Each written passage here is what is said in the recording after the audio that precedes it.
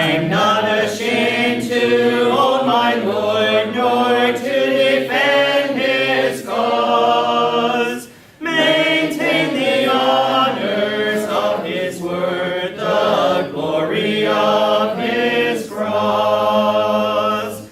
Hello, I'm James Brown, and on behalf of the Eastern Church of Christ located in Toronto, Canada, I'd like to welcome you to today's edition of Walking Through the Bible, a podcast where we seek to study the Bible and the Bible alone. Please stick around afterwards for information on how you can contact us. But for now, please go to the book of Genesis, and we'll turn you over to Jeremy Disocam for our study of the day. Thank you, James, and welcome to all of our viewers. This is the 141st lesson in our study of Genesis. Yesterday we covered Genesis chapter 41, verses 25 to 36, discussing how God, through Joseph, interpreted Pharaoh's dreams. If you missed that episode and would like to watch it, you can find it and all of our other podcasts on our website at www.eastendchurch.org.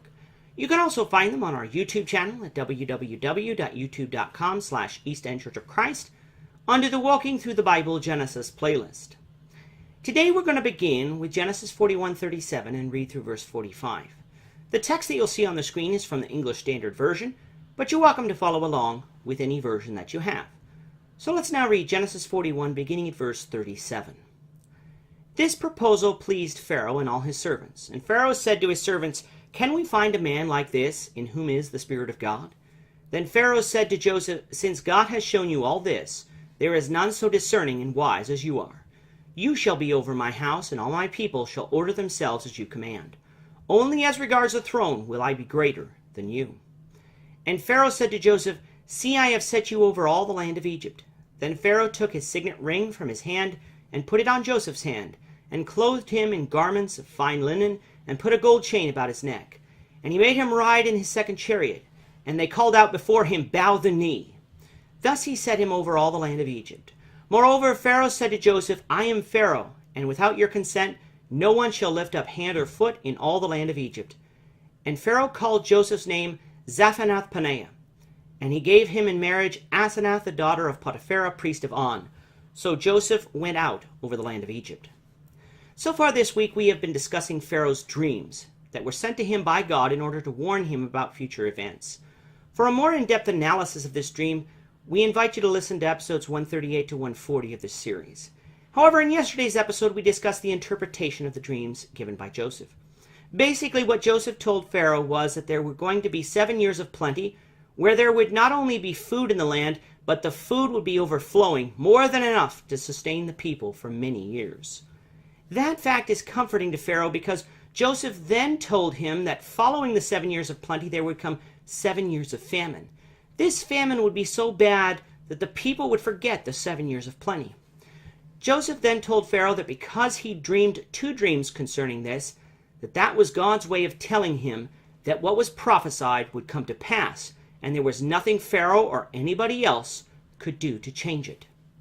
This would lead us to conclude that the famine was not a punishment for Egypt's sins, but served a greater purpose of God that was not at that time yet revealed. Of course, Bible readers will know what that purpose is, but we'll save that for a future episode. Pharaoh accepted what Joseph had told him as true.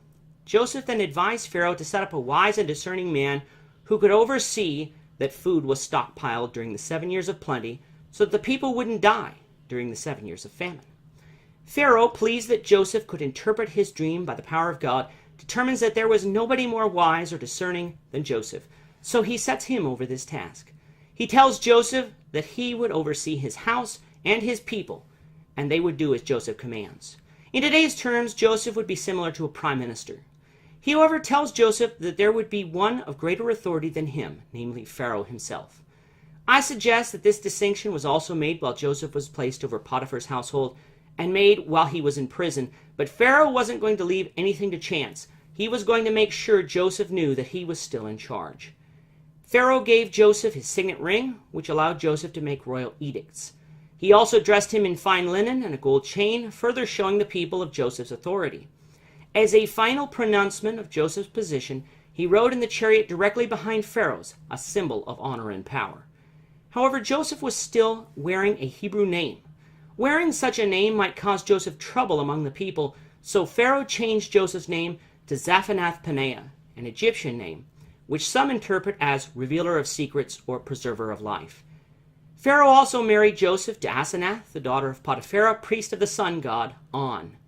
Just because Potiphar sounds like Potiphar doesn't mean they were somehow related, for Scripture does not give us any indication that they were. That Joseph was married to the priestly caste in Egypt showed his high social rank was not that of a slave, but importance and power. We'll continue this story, the Lord willing, tomorrow. With that, our time is up for today. Please join us, the Lord willing, tomorrow when we will continue our study of Genesis, beginning with Genesis 41:46. Thank you, Jeremy. And to our viewers, we also thank you for watching. Don't forget to subscribe to our YouTube channel by clicking on the subscribe button below. Should you have a question or comment, please leave them below or email them to answerintheword@gmail.com. We'll try to respond to you as quickly as we can. We hope you'll join us, the Lord willing, tomorrow when we will be continuing on our study of the book of Genesis. Goodbye for now and have a great day. I'm not ashamed to own my Lord.